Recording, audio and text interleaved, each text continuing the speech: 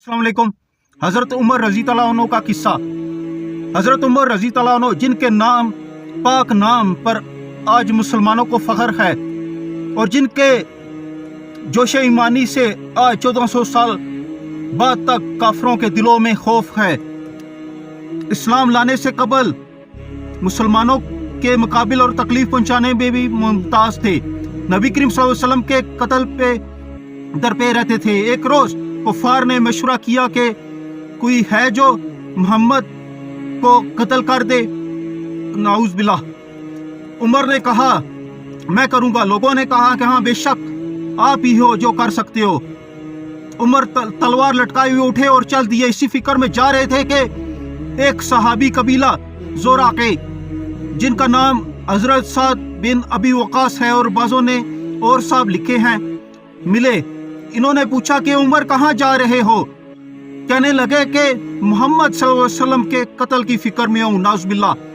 साद ने कहा कि बनु हाशिम और बनु ज़ोरा से कैसे मुतमिन हो गए?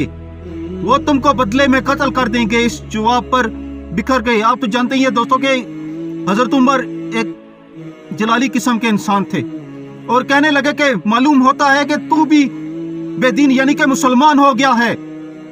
ला पहले तुझी को निपटा देता हूँ।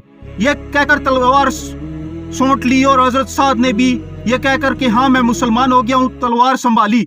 दोनों तरफ से तलवारें चलने ही को थी कि हजरत साद ने कहा कि पहले है उमर, पहले अपने घर की तो फिक्र ले। तेरी बहन और तेरे बहनोई दोनों मुसलमान हो चुके हैं।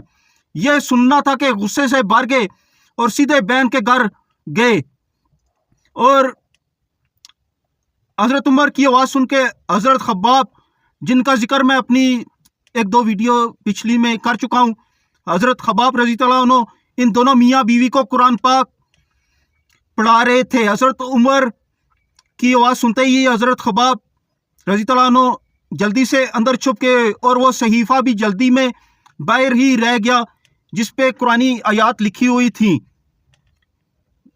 तो जैसे ही हजरत उमर अंदर दाखिल होती हैं तो उनके हाथ में कोई चीज़ होती है जो अपनी हमशीरा को वो दे मारते हैं उनके सर पे,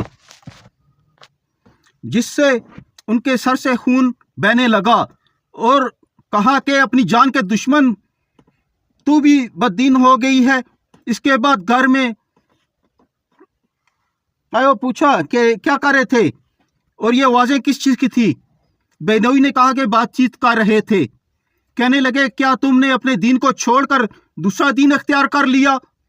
बेनोई ने कहा अगर दूसरा दीन हक हो तब यह सुनना ही था कि उमर बेतहाशा इन पे टूट पड़े और ज़मीन पर गिरा कर खूब मारा। बहन ने छुड़ाने की कोशिश की तो उनके मुंह पे एक जोरदार तमाचा मारा कि इनके चेहरे से खून निकल आया और वो भी आखिर उमर ही की बहन थी। कहने लगी कि उमर हमको इस वजह से मारा जाता है कि हम मुसलमान हो गए हैं। बेशक हम मुसलमान हो गए हैं, जो तुझसे हो सके कर ले। इसके बाद हजरत उमर की निगाह इस सहीफे पे पड़ी जो बाहर रह गया था और गुस्से का जोश भी इस मारपीट के बाद कम हो गया था और बहन की इस तरह खून में भर जाने से शर्म भी आ रही थी। कहने लगे कि अच्छा मुझे दिखाओ क्या है। बहन ने कहा तू नापाक है, इसको नापाक हाथ नहीं लगा सकते। कहा कि इसके लिए क्या करना होगा? बहन ने कहा कि आप पहले जाके वुजू करें, उसके बाद ही। हजरत उमर ने गुस्ल किया और इसको पढ़ा। इसमें सूरह तहा लिखी हुई थी। वह अकीमुस्सलात लिज़िक्र तक ही पहुंचे थे कि हालत ही बदल गई। कहने लगे कि अच्छा मुझे भी मोहम्मद सल्लल्लाहु अलैहि वसल्लम की खिदमत में ले चलो। ये अल्फाज सुनकर हजरत खब्बाब रज़ी तआला अन्हु अंदर से बाहर और कहा कि उमर तुझे खुशखबरी देता हूँ कि कल शब नबी करीम सल्लल्लाहु अलैहि वसल्लम ने दुआ मांगी थी कि या अल्लाह उमर और अबू बकर या अल्लाह उमर और अबू जहल में जो तुझे ज़्यादा पसंद हो इसे इस्लाम की कुव्वत अता फरमा। यह दोनों कुव्वत में मशहूर थे।